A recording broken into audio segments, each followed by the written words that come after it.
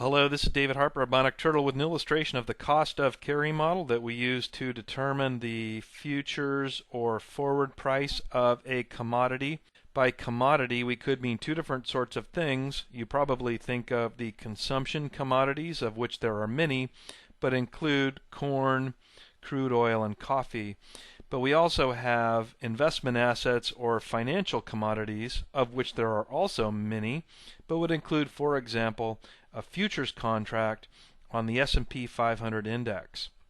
In regard to either consumption commodities or investment assets, the cost of carry model summarizes the relationship or link between the spot price of the commodity and the forward price of the commodity.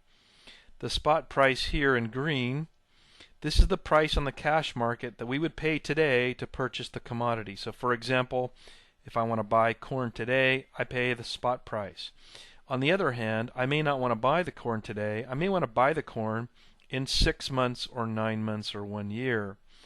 I could enter into a forward or futures contract and take a long position, which would mean I promise to buy that corn in the future in 3 months or 6 months or 9 months, but I know the price today that I'm going to pay in the future.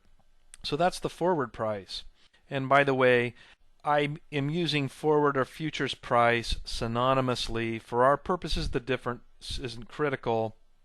If it's a futures price, that refers to a contract that trades on a standardized exchange, as opposed to an agreement between two counterparties. That would be a forward price. What should set this forward price? Well, largely it's a function of the cost to carry or hold that asset. In other words, again, if I don't purchase the corn today, but instead I make a promise to purchase it in the future, somebody's going to have to carry or hold that corn in the meantime, and they need to be compensated. So there are roughly 4 factors here. These two on the top, these are costs to carrying or holding or owning the commodity, and therefore they drive up the forward price. So the first one is simply the financing cost. If someone's going to buy and store the corn, they probably need to fund that, maybe even borrow.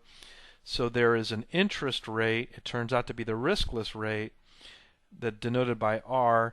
That's maybe the most important force that drives this forward price up. You can also think about it in terms of the basic time value of money calculation. So we have the riskless rate that increases the forward price relative to the spot price. But then also in the case of a consumption commodity, again, corn would have to be stored, oil has to be stored. There's a cost to that. So U denotes the storage cost of the asset, and the higher U is, the greater the forward price is relative to the spot price. So both the riskless rate and the storage cost increase the price of the forward relative to the spot price. The other two forces work in exactly the opposite, and they are in fact offsetting forces.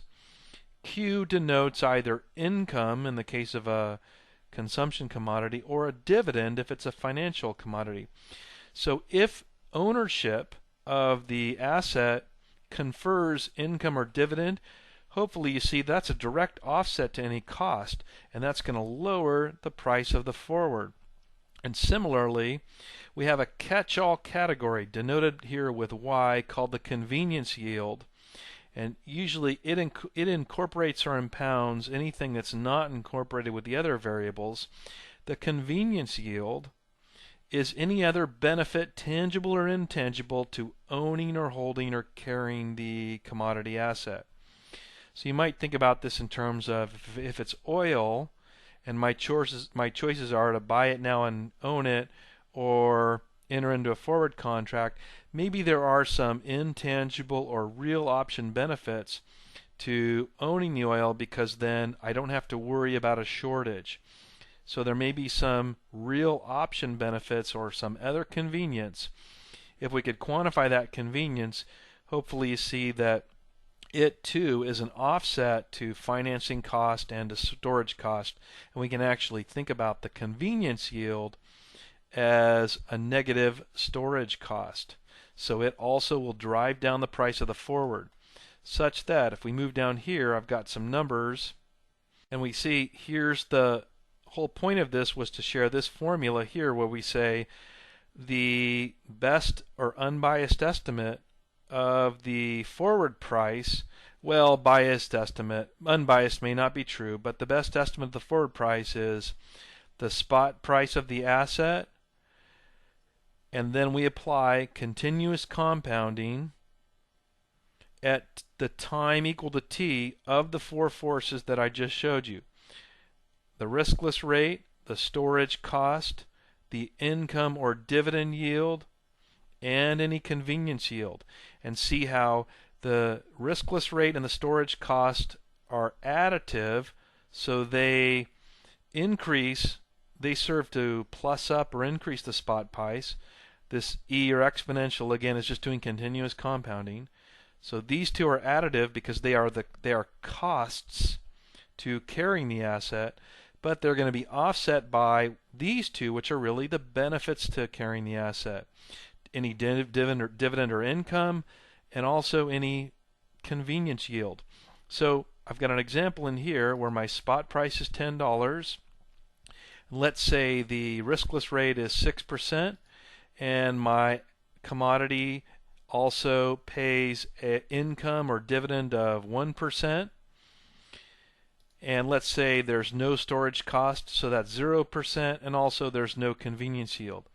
My forward price, if we look here, is my spot price of $10 multiplied by the exponential function of everything here which is in parentheses, which is exactly my riskless rate plus my storage cost minus any dividend or income minus any convenience yield. So those four are right there.